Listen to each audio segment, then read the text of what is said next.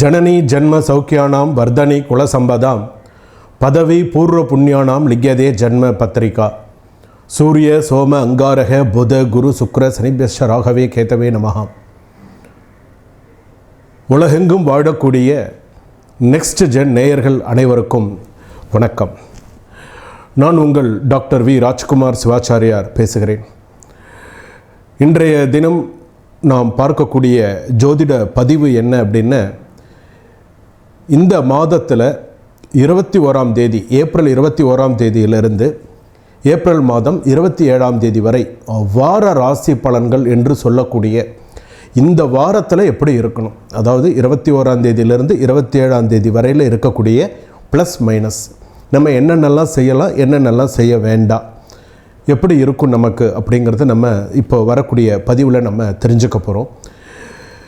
இந்த சமயத்தில் பார்த்திங்க அப்படின்னு சொன்னால், இந்த மாதத்தில் கிரகங்கள் நமக்கு எந்தெந்த இடத்துல இருக்குது அப்படிங்கிறத நம்ம முதல்ல தெரிஞ்சுக்கணும். இந்த மாதத்தில் ஏப்ரல் மாதத்தில் விசுவாசு வருஷம் தமிழ் புது வருஷத்தில் பார்க்கும்போது பார்த்திங்கன்னா, மேஷத்தில் சூரியன் இருக்க, 2 ரிஷபத்தில் குரு இருக்க, அதே போல் மிதுனம் கடகத்தில் செவ்வாய் இருக்க, அதே போல் மற்ற கிரகங்கள்லாம் அப்படியே எடுத்துக்கொண்டு வரும்பொழுது மகரத்தில் சந்திரன் இருக்க, அதே போல் மீனத்தில் பார்த்திங்க அப்படின்னு சொன்னால் சூரியன், சுக்கிரன், ராகு, புதன், சனி இதெல்லாம் பார்த்திங்க அப்படின்னு சொன்னால் 4ஆம், அதாவது ராசிக்கு 12ஆம் இடத்துல இருக்குது. மேஷத்துலேருந்து 12ஆம் இடத்துல இருக்குது. ஸோ இதுதான் இந்த கிரக அமைப்புகள் அப்படின்னு சொல்லும்பொழுது, இதில் பார்த்திங்கன்னா மேஷம் முதல் மீனம் வரையில் கிரகங்கள் எங்கெங்கே இருக்குது அப்படிங்கிறத நம்ம பார்க்க போகிறோம். மேஷத்தில் சூரியன், ரிஷபத்தில் குரு, மிதுனத்தில் கிரகங்கள் இல்லை, கடகத்தில் செவ்வாய், அதே போல் பார்த்திங்கன்னா மகரத்தில் சந்திரன் இருக்காங்க. அது மற்ற கிரகம் கன்னி, துலாம், விருச்சகத்துலலாம் தனுசுலலாம் கிரகங்கள் கிடையாது.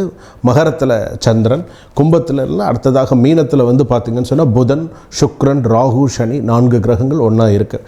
இது பார்த்திங்கன்னா கோச்சார ரீதியாக எப்படி இருக்கும், ஜாதகத்தில் கிரகங்கள்லாம் எப்படி இருக்கும், இதை வச்சு தான் பலன்களை நம்ம பார்க்க போகிறோம். மகர ராசி நேயர்களே, உங்களுக்கு இந்த வார ராசி பலன்கள் எப்படி இருக்குது, அதாவது 21ஆம் தேதியிலிருந்து 27ஆம் தேதி வரையில், திங்கள் முதல் ஞாயிறு வரை.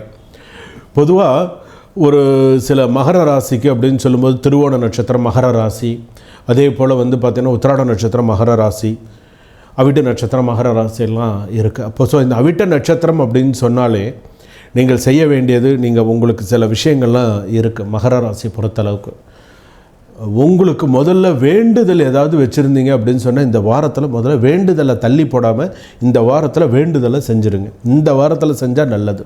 இந்த திங்கள் டு ஞாயிறு உங்களுக்கு எப்போ ஓய்வு கிடைக்கிறதோ இந்த நாளில் உங்களுடைய வேலையை, உங்களோட தெய்வ சம்பந்தப்பட்ட வேலையை சுவாமிக்கு நிறைவேற்றணும்னு நினச்சதை உடனே பண்ணிவிடுங்க.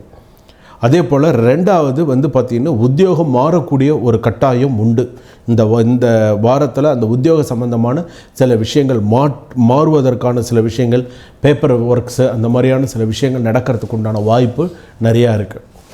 குடும்பத்தில் சிறு சிறு பிரச்சனைகள் மறையும். குடும்பத்தில் சலசலப்பு, சின்ன சின்ன பிரச்சனைகள் குடும்பத்தில் மறையும். வேலையில் இருக்கிறவங்களுக்கு வேலை சுமை, பணி சுமை அதிகமாக இருக்கும்.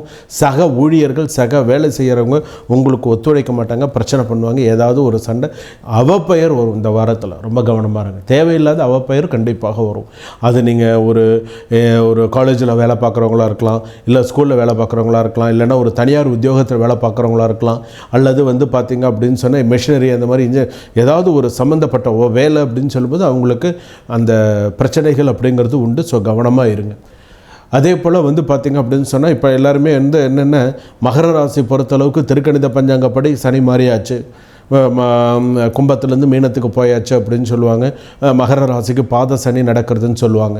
ஆனால் இதில் பார்த்திங்க அப்படின்னு சொன்னால் வாக்கிய பஞ்சாங்கம் 98 வரை இப்போ வரையில் இருக்கக்கூடியது வாக்கிய பஞ்சாங்கப்படி அடுத்த வருஷம்தான் சனி பயிற்சி. இப்போ அடுத்த வருஷம் சனி பயிற்சி அப்படின்னு சொல்லும்பொழுது உங்களுக்கு அந்த சனிங்கிறது 2ஆம் இடத்துல, வாக்கிய பஞ்சாங்கப்படி 2ஆம் இடத்துல சனி போகணும்.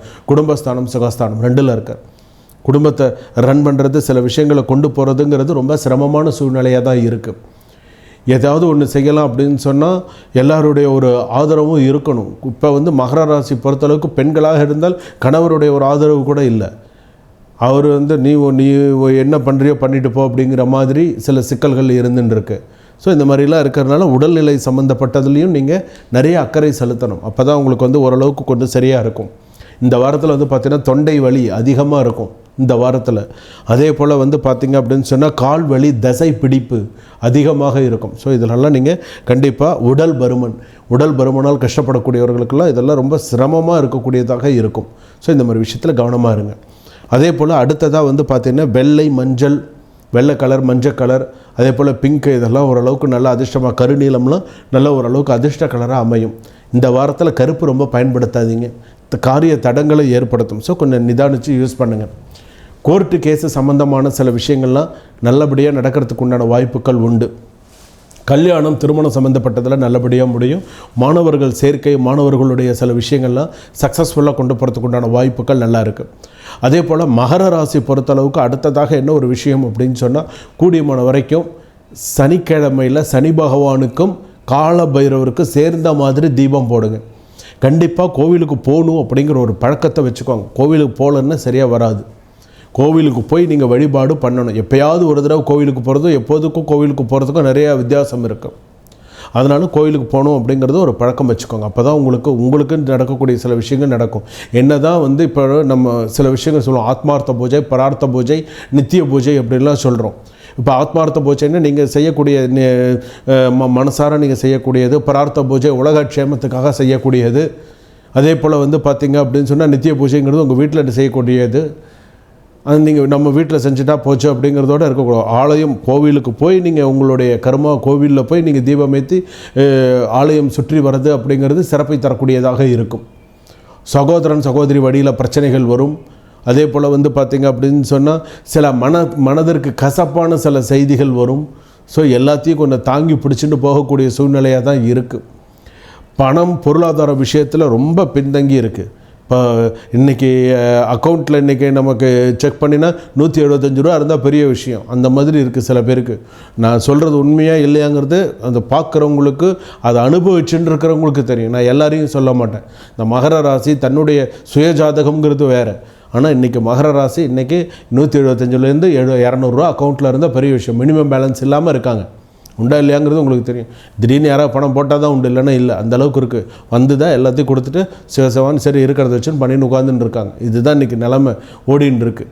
இதில் உடல்நிலை பாதிப்பு, ரெண்டாவது அலைச்சல் அதிகம், ஒரு மன வருத்தங்கள் அதிகமாக இருக்குது.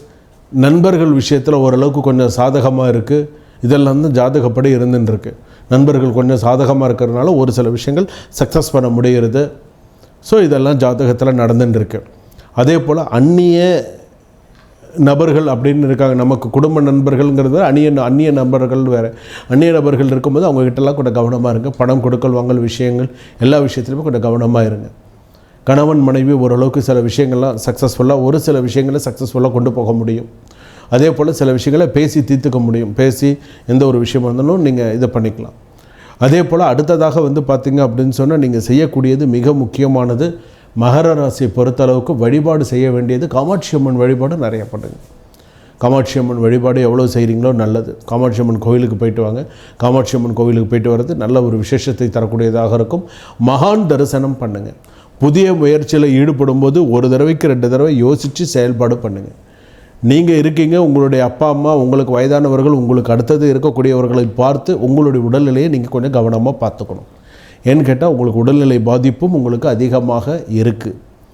அதாவது உங்களுக்குன்னு இந்த வாரத்தில் சில மருத்துவ செலவுகள் வரும், அன்எக்ஸ்பெக்டடான செலவுகள் வரும். ஸோ இதிலெல்லாம் நீங்கள் கொஞ்சம் பார்த்து நிதானித்து செய்யணும். சில நேரத்தில் எவ்வளவு செஞ்சாலுமே உத்தியோகத்தில் இருப்பவர்களுக்கு அவப்பெயர் வரும். என்ன செஞ்சுட்ட அப்படிங்கிற மாதிரி தான். செஞ்சதை யாரும் பார்க்க மாட்டாங்க. நல்லா ஞாபகம் வச்சுக்கோங்க. செஞ்சதை யாரும் பார்க்க மாட்டாங்க. நீ என்ன செஞ்சு கிழிச்சிட்ட அப்படிங்கிறது தான் பேசுவாங்க. ஸோ அதனால் உங்களுடைய இதுபடி வேலையில் நீங்கள் உத்தியோகத்தில் இருக்கீங்களா, தனியார் உத்தியோகத்தில் இருக்கீங்களா, கவனமாக இருங்க. அரசாங்க உத்தியோகத்தில் இருப்பவர்களுக்கு சிறு சிறு பிரச்சனைகள் வந்து மறையும். பெண்களால் பிரச்சனை வந்து மறையும். பெண்களால் நல்ல ஞாபகம் வச்சுக்கோ, பெண்களால் பிரச்சனை வந்து மறையும். இந்த வாரத்தில் இதெல்லாம் உண்டு. நீங்கள் இல்லைன்னு சொன்னால் மறுக்க முடியாது. பெண்களால் பிரச்சனைகள் வரும். அதே போல் பெண்கள் வேலையில் இருக்காங்க அப்படின்னு சொன்னால் ஆண் நண்பர்கள் இருந்தாங்கன்னா அவங்களால பிரச்சனைகள் வரும். சும்மா இருந்துட்டு இருக்கிறவங்க ஏதாவது ஒரு பிரச்சனையை உண்டு பண்ணிவிட்டு போயிடுவான். ஸோ எப்படி இருக்கணும், குடும்பத்தில் எப்படி இருக்கணும், என்ன செய்யணும் அப்படிங்கிறத கொஞ்சம் பார்த்து நிதானித்து சூதனமாக நடந்துக்கிறது உங்கள் ராசிப்படி நல்லது.